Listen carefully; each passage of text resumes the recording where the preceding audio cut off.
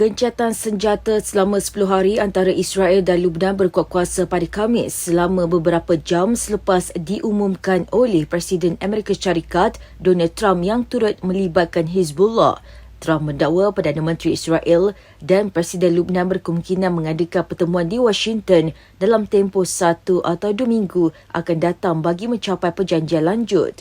Bagaimanapun media melaporkan, Israel mengambil kesempatan pada jam terakhir gencatan dengan melancarkan serangan udara ke atas selatan Lebanon. Sementara itu, dilaporkan bunyi tembakan senjata kedengaran bersahutan di wilayah Lebanon bagi meleraikan gencatan senjata dengan Israel.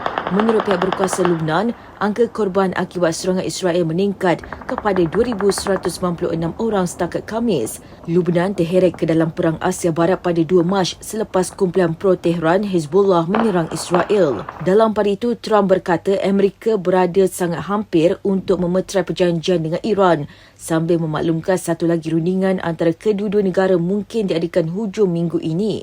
Beliau turut mendakwa Iran telah bersetuju untuk tidak memiliki senjata nuklear dan perjanjian yang sedang dirundingkan itu akan meliputi tempoh melebihi 20 tahun.